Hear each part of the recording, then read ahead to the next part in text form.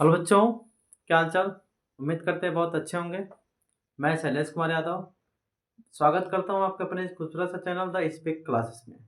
आज हम लोग बात करने वाले हैं क्लास 12 का चैप्टर नंबर फर्स्ट से एनसीईआरटी का ऑल क्वेश्चंस हम लोग क्लियर करने वाले हैं।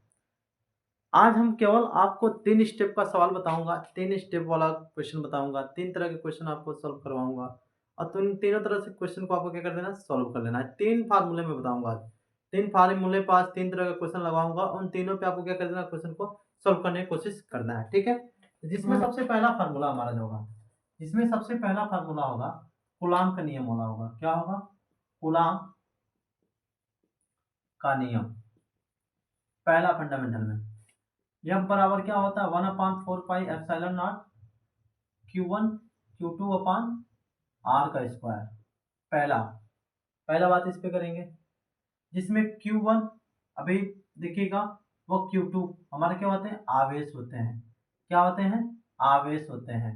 ठीक है, और जो आवेश किसके रूप में आते हैं क्वेश्चन में, कूलाम के रूप में। किसके रूप में आते हैं? कूलाम के। जहां जहां कूलाम कहेगा वहां वहां पे क्या हो जाएगा, हमारा आवेश हो जाएगा। और आर इसमें क्या होती है, दूरी होती है। आर क्या होती है इसमें, दूरी। दूरी किसकी होती है, आवेशों के बीच। क्या होता है, आवेशों के बीच।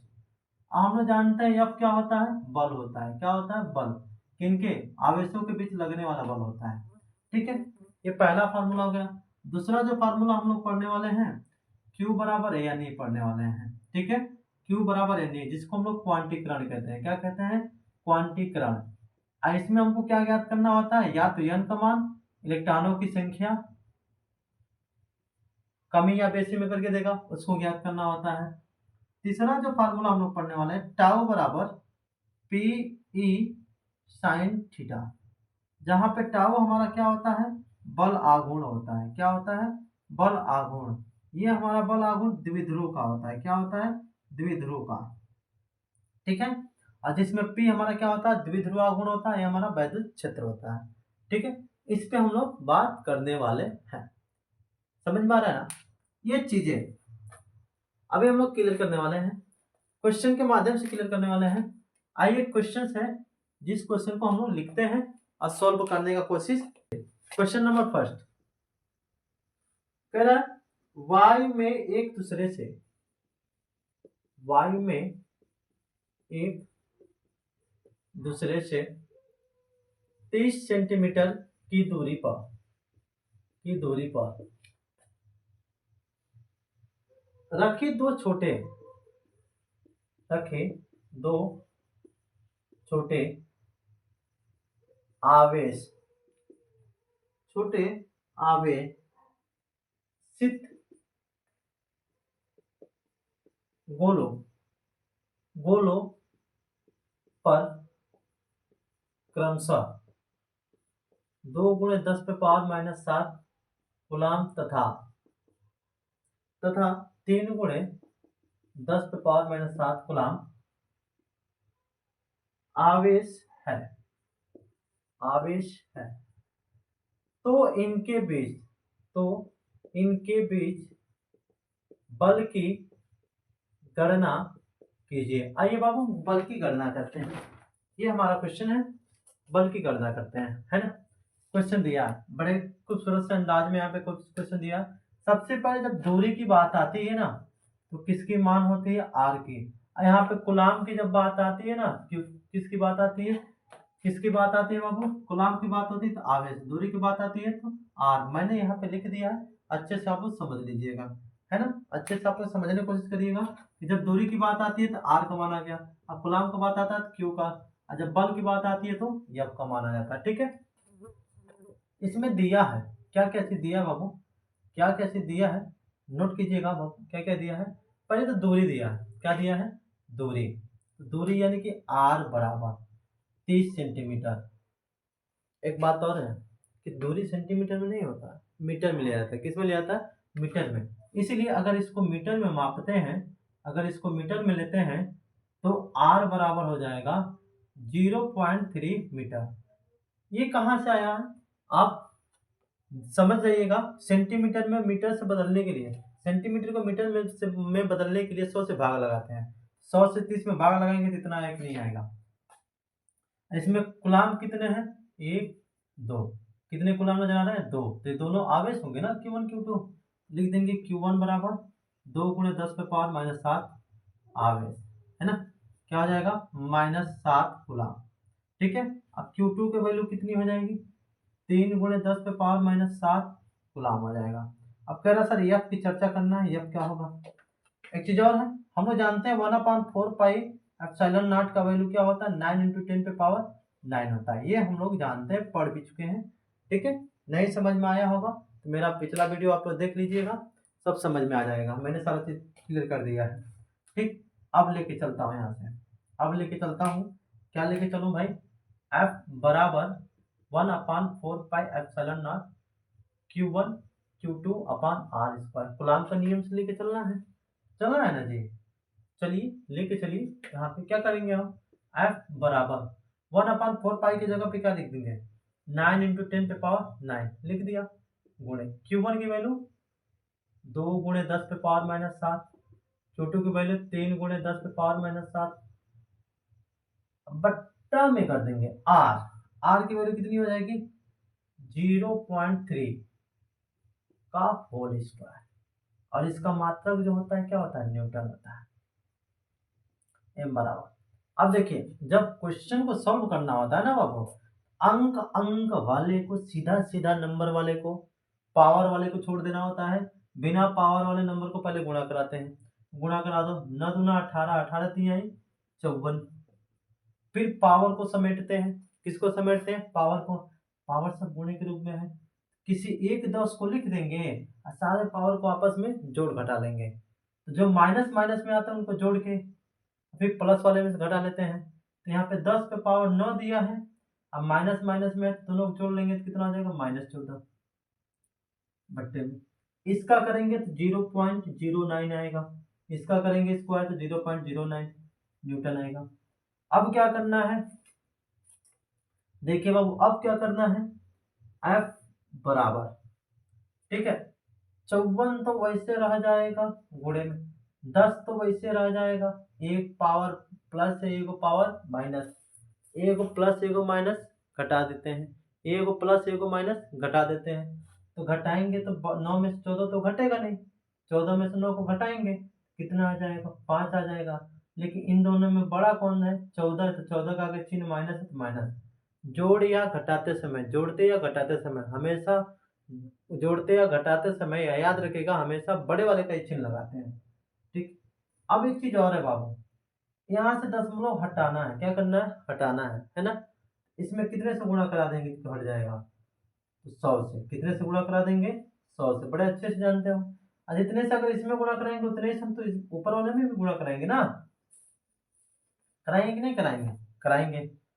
अब देखिए यहाँ पे एफ का मान क्या आ रहा है, देखिएगा एफ का मान क्या आ रहा है, यहाँ पे देखते हैं क्या क्या आता है, एफ बराबर क्या आता है भाई 54 है, 54 को छोड़ दो, 10 पे पावर -5 है छोड़ दो, 10 100 है ना, ये 100 का मतलब 10 का स्क्वायर लिख सकते हैं बाबू, बिल्कुल ही लिख सकते हैं, काहे नहीं लिख सकते हैं सर, इसमें कौन सी गड़बड़ी है, इससे इसमें गुणा कराएंगे तो खाली 9 में ना आएगा, तो 9 से 54 कर दिया कितने बार में 6 बार में, एफ बराबर 6 हो गया गुणे, ठीक है 54 कट गया ना बाबू।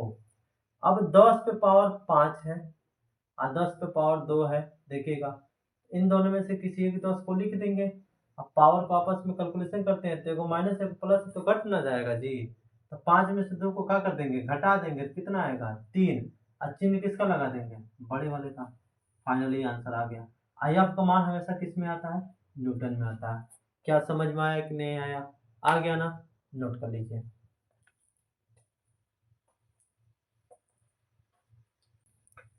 चलिए हो गया, चलिए इसको मिटाते हैं और न्यू टॉपिक्स न्यू पॉइंट्स नया अंदाज से इसको क्लियर करते हैं।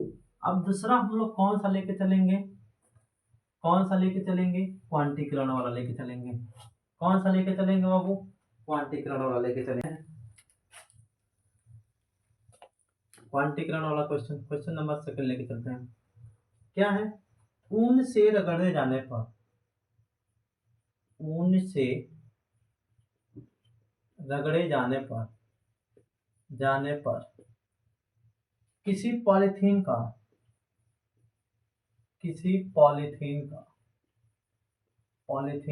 टुकड़ा है, ठीक, 3 गुणे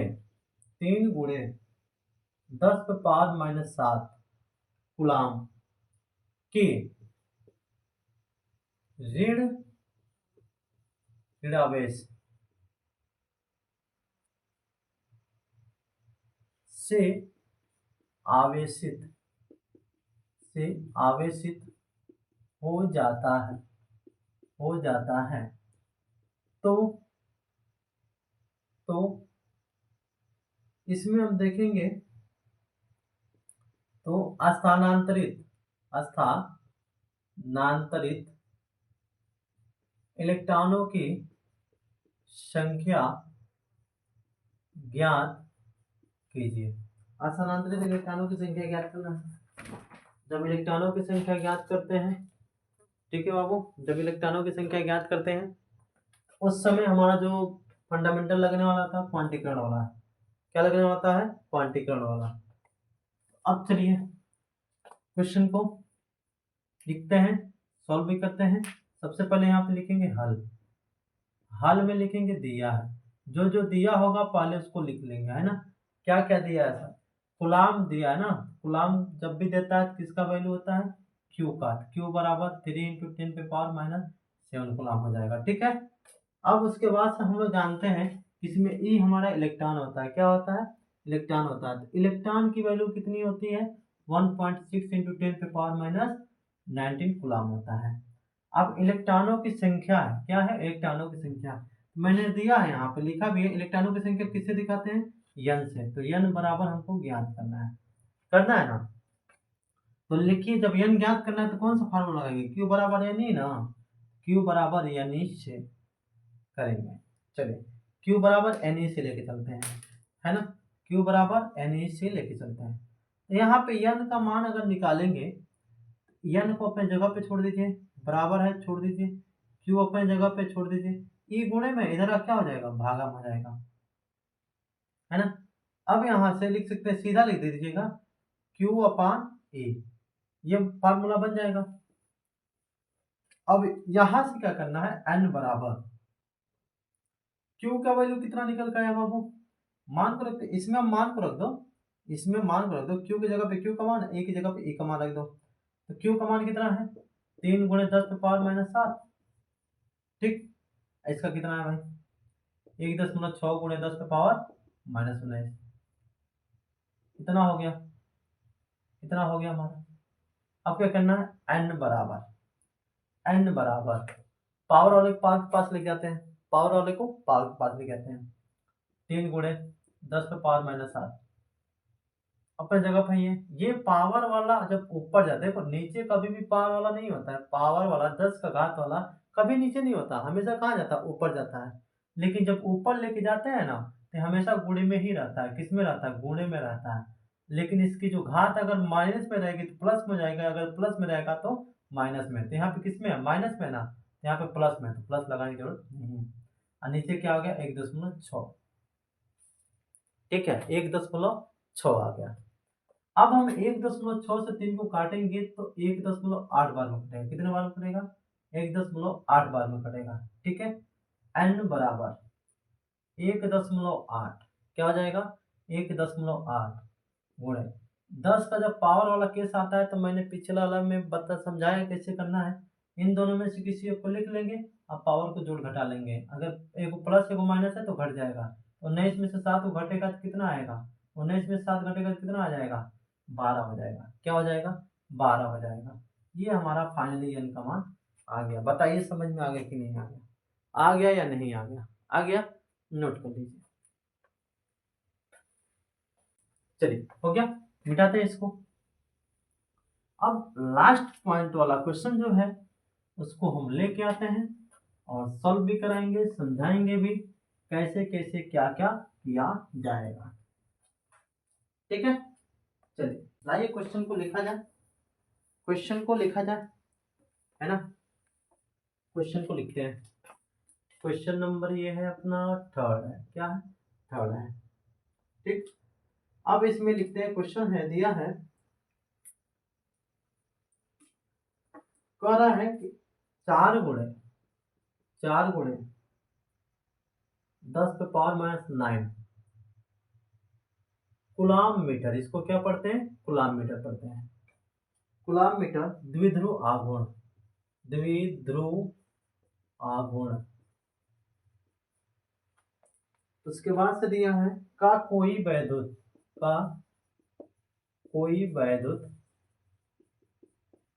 द्विध्रुव 5 गुणे 10⁻⁴ 5 गुणे 10⁻⁴ हो जाएगा। ठीक है, न्यूटन पर कूलाम, इसको हम पढ़ेंगे न्यूटन पर कूलाम। परिमाण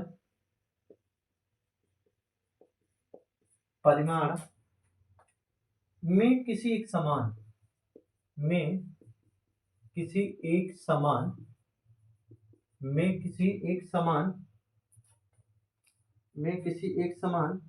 वैद्युत क्षेत्र के सापेक्ष वैद्युत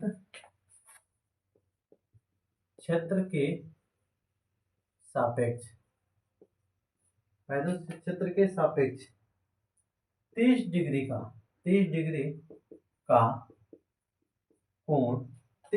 का कोण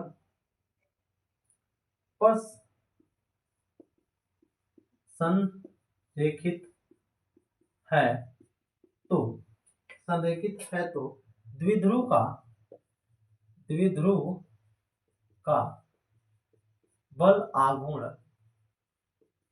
ज्ञात कीजिए। क्या ज्ञात करना है, बल आघूर्ण ज्ञात कीजिए, है ना बाबू। देखें यहाँ पर, अब यहाँ पे हम लोग क्या लिखेंगे, क्वेश्चन दिया है कि 4 × 10⁻⁹ कूलाम मीटर द्विध्रुव आघूर्ण दे दिया भाई। देखना, ये हमारा द्विध्रुव आघूर्ण है। क्या है, द्विध्रुव आघूर्ण किससे दिखाते हैं, पी से। पी का मान दे दिया है, का कोई वैद्युत द्विध्रुव इतना 5 × 10⁻⁴ न्यूटन पर कूलाम परिणाम में किसी एक समान वैद्युत क्षेत्र है। तो सर ये एक समान वैद्युत क्षेत्र का भी मान दे दिया, यानी ई का भी मान दे दिया। अब यहाँ पे 30 डिग्री का कोण संरेखित है, थीटा का भी मान आ गया। किसका मान आएगा, थीटा का भी मान आ गया। तो बल आघूर्ण यानी कि टाउ का मान पूछा जा रहा है। क्या पूछा जा रहा है, टाउ का मान। मान लेना कोई हमारा एक समान वैद्युत क्षेत्र ये है, ठीक है। इसमें कोई द्विध्रुव हमारा इसमें थीटा कोण बना रहा है ना। द्विध्रुव हमारा एक यहाँ पे, ठीक है, एक यहाँ पे कोई थीटा कोण अपना बना रहा है, ठीक है बाबू। तो इस दौरान इस पे आइए, जो हमारा एक समान वैद्युत क्षेत्र है, एक समान वैद्युत क्षेत्र में कोई द्विध्रुव थीटा कोण बनाते हुए गतिमान कर रहा है, चाहे विराजमान है चाहे संरेखित रेखा में है। तो उस दौरान इस पे बल आघूर्ण टाउ की चर्चा करना है कि टाउ का मान क्या होगा। तो टाउ बराबर हम लोग जानते हैं, फार्मूला क्या होता है, पीई साइन थीटा। तो सबसे पहले हम लिखेंगे ना कि जो जो दिया है उसको लिखेंगे, हम हल में लिखेंगे। दिया है, क्या क्या दिया है देखिएगा, पी का जो मान देता है, ठीक है बाबू, पी का जो मान देता है ना कूलाम मीटर में देता है। किस में देता है, कूलाम मीटर में। आई का जो मान देता है ना न्यूटन पर कूलाम में देता है। किस में देता है, न्यूटन पर कूलाम में देता है, ठीक है बाबू। इतना समझ में आ गया ना। तो दिया है पी बराबर क्या दे देगा, देखिए कूलाम मीटर दिया है तो किसका मान हो जाएगा, कूलाम मीटर रहेगा तो पी का मान हो जाएगा। कूलाम मीटर दिया तो किसका मान हो जाएगा, पी का। तो 4 × 10⁻⁹ कूलाम मीटर हो गया, ठीक है। अब 5, ये हमारा देखिए न्यूटन पर कूलाम दिया है ना, किसका हो जाएगा, न्यूटन पर कूलाम दिया तो किसका हो जाएगा, ई का हो जाएगा। ई बराबर 5 × 10⁴ न्यूटन पर कूलाम हो जाएगा। अब देखो इसमें कोण का भी मान दिया है, कोण का मान कितना दे दिया, थीटा बराबर 30 डिग्री, ठीक है। तो टाउ का मान पूछा जा रहा है। तो टाउ बराबर क्या होता है बाबू, टाउ बराबर होता है अपना, टाउ बराबर क्या होता है, पीई